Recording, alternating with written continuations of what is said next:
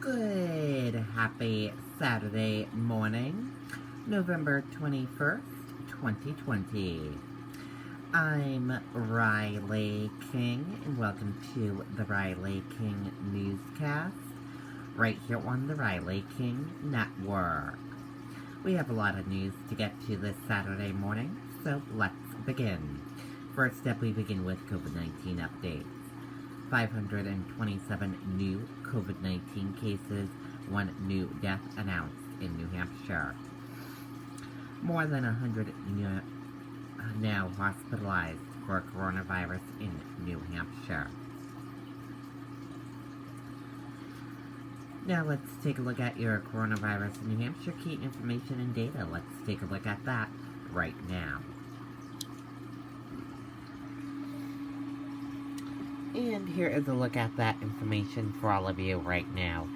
There are 16,797 number of people in New Hampshire have tested positive for COVID-19.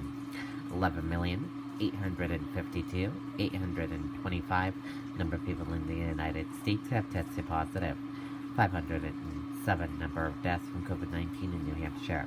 827 number of people who have been hospitalized with COVID-19 in New Hampshire. And 253,943 number of deaths from COVID-19 in the United States. Now let's take a look at this map of New Hampshire where current cases of COVID-19 are. Manchester, 557. Let's take a look at this map of New Hampshire where total cases of COVID-19 are. Manchester, 3120. Now let's take a look at these 3 charts here. Let's start with the first chart over here. New cases each day in New Hampshire. In the purple, daily new positive COVID-19 cases. In the orange, new hospitalization. And red, deaths. Let's take a look at this chart here. Current cases. In the purple, total current COVID-19 cases. And in the orange, current hospitalization. Let's take a look at this chart here. Total cases. In the purple, total positive COVID-19 cases. Orange, total hospitalization. Red, deaths. And blue, recovered. And let's take a look at this chart here. Positive PCR test rate and daily PCR test. Let's take a look at this chart here. Age group of cases. Female and male cases and risk information. Let's take a look at this chart here. Infections, hospitalizations, and deaths. Let's take a look at this chart here. Deaths, percentage of population, race/ethnicity of cases, and hospitalizations. And a reminder, your common symptoms: fever, lack of smell, cough, chills, difficult breathing, nausea, vomiting, and diarrhea. How it spreads, and prevention tips. And be sure to stay with the Riley King Network for the latest of your COVID-19 information. Massachusetts imposed travel restrictions on New Hampshire and Maine. Let's take a listen to that video from WMUR News 9.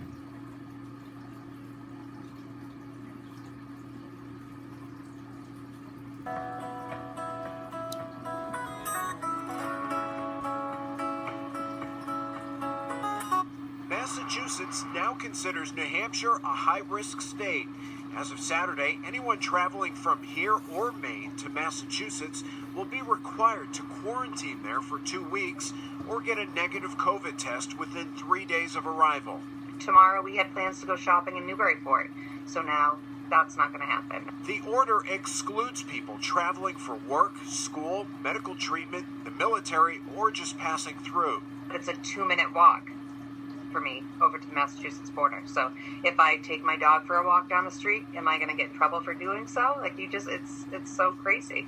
Just over the state line in Methuen, the Fireside restaurant was blindsided by the decision, saying half of its customers come from New Hampshire. You're not knowing what's coming next. So that's a hard thing to handle when you're trying to keep business afloat. You do everything in your power that they let you do, and then they just keep taking, you know? I don't know. In my opinion, it's either all or nothing. In a statement, Governor Chris Sununu says while New Hampshire's case rate is substantially lower than Massachusetts's, each state can enact their own guidelines. New Hampshire is not considering further travel restrictions from other New England states at this time and would remind individuals that essential trips like commuting, critical day trips, and medical care are allowed under Massachusetts's new guidelines. While New Hampshire's quarantine requirement only applies for travel outside of New England, Massachusetts now only has 2 states that it considers lower risk. That's Vermont and Hawaii. Reporting live, Mike Cronin, WMUR News. Okay, and there you go on that video and that report. And by the way, the New Hampshire Concord, New Hampshire Christmas Parade in Concord, New Hampshire is today. It all starts at 9:30 a.m. and goes until 12:30 p.m. down Loudon Road. So if you're interested in going to see a holiday parade, then go on and check it out. The Concord Christmas Day Parade starts on 7 Hazen Road in Concord and goes down Loudon Road area. So go on and check it out. Enjoy a parade today. 9:30 a.m. it starts, everyone. Restaurants near the Massachusetts-New Hampshire border worried about the impact of travel restriction. Let's take a listen to that video from WCVB Boston, John Atwater.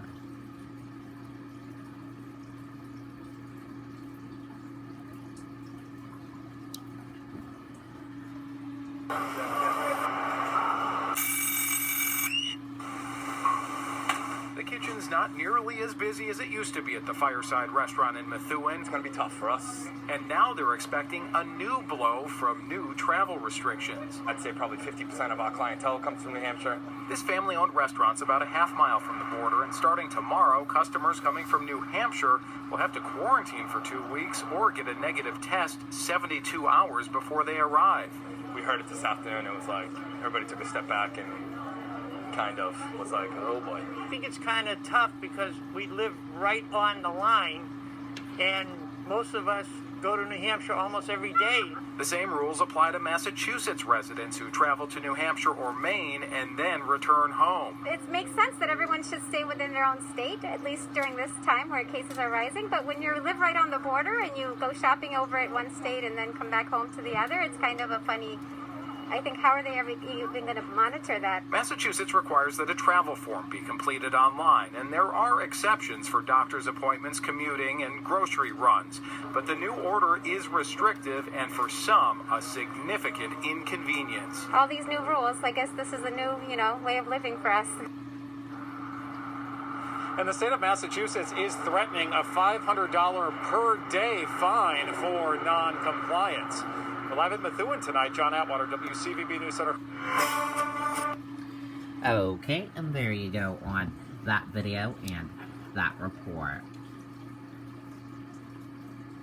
Mainers urge to update understanding of COVID-19 to slow the spread. Let's take a listen to that video from the Maine CDC doctor. Let's take a listen. I had 2 valves that were leaking. My cardiologist told me that I probably got 5 years before something really bad happened. The fundamentals of the pandemic in Maine have changed. But many of us are still like my dad with that car. Still thinking that what was true 20 years ago, or even 8 months ago, is still true today. And we're keying our behaviors off of that initial understanding, even though the fundamentals have changed. And sadly, in the current environment, in the face of a deadly pandemic, not updating our understanding of the pandemic and the way it has changed carries with it severe consequences. So what I'd like to do today is to help everyone update their understanding of the pandemic so that we can all update our behaviors. let's talk for a moment about ways in which today's pandemic in Maine is fundamentally different from the pandemic that we started with back in March. For example, back in March, much of the transmission that we saw was a result of focal outbreaks, often driven by things like long-term care facilities. Today, much of the growth in new cases is driven by community transmission. Earlier in the outbreak, many of the cases we saw in the United States, as well as in Maine, were in urban areas. But today, the pandemic has changed. And it is not just an urban phenomenon, it is equally a rural phenomenon. Earlier in the pandemic, much of the growth in new cases was associated with large gatherings. But today, small gatherings are generating much of the force of transmission. Early in the pandemic, COVID-19 was associated as a phenomenon of populated states. Think of New York, think of Texas, think of Florida. But today, smaller states are seeing significant increases in cases. Think of North Dakota, think of Wyoming, and sadly, think of Maine. Earlier in the pandemic, it was predominantly older individuals who were affected. Today, the average age has dropped considerably, such that younger individuals are infected.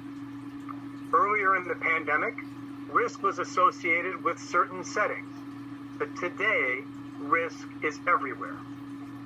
Earlier in the pandemic, much of the growth curve was linear. 10 cases led to 10 cases, led to 10 cases. Today, the growth curve is exponential. 10 cases leads to 30 cases, leads to 90 cases, so on and so forth. We were, for so many years, so many months, used to seeing COVID-19 as a severe phenomenon in other states. But now, it is a phenomenon that is severe in our states. Earlier in the pandemic, what was for so many of us an abstract concept is now very real. We need today, as a state, to update our understanding so that we can update our behavior. If we don't do something different, nothing is going to change. We will stay on this trajectory of increasing cases, which each passing day will make it harder and harder to put a lid on things. Okay, and there you go from Dr. Asha on that.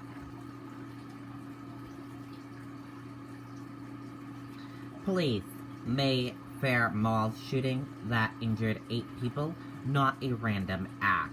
People don't know where the shooter is. Let's take a listen to that video right now.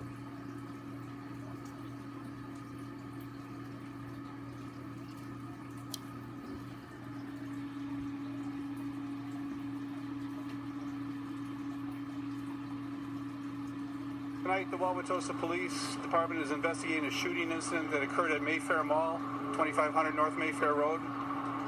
On this date, approximately 2:50 p.m., our dispatchers received some 911 calls reporting a shooting incident at the mall near the northwest entrance to Macy's. Wauwatosa police officers and Wauwatosa Fire Department personnel responded.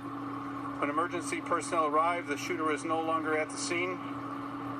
7 injured adults and 1 injured teenager were transported to the hospital by Wauwatosa Fire Department. The extent of their injuries is unknown at this time.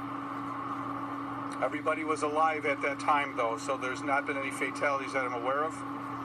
Numerous law enforcement agencies are assisting with clearing the Mayfair Mall property. Those who are seeking to reunify with anyone who is at Mayfair Mall should go to the reunification area located at the At Home store, 3201 North Mayfair Road. That's just north of Burleigh Street. Preliminary statements from witnesses indicate that the shooter is a white male in his 20s or 30s. Investigators are working on determining the identity of that suspect. Any information reporting the shooter's identity at this time is false. Mayfair Mall remains closed and will be closed until further notice. The crime scene is active. And we ask members of the public to remain away from the area and be patient so that our law enforcement personnel may secure the scene and investigate. Our Public Information Office will release accurate information as it becomes available. I'm hoping that maybe later this evening, if we have any more information, we'll give it to you then, but that's really about all I got right now, so thank you.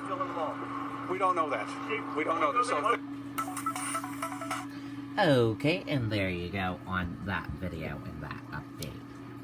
And we will be sure to keep you updated on this situation as well. And thank you for joining us for this Saturday morning edition of the Riley King Newscast, right here on the Riley King Network. I hope you all have a great rest of your Saturday, and we'll see you back here later on today for another newscast. Goodbye, everyone.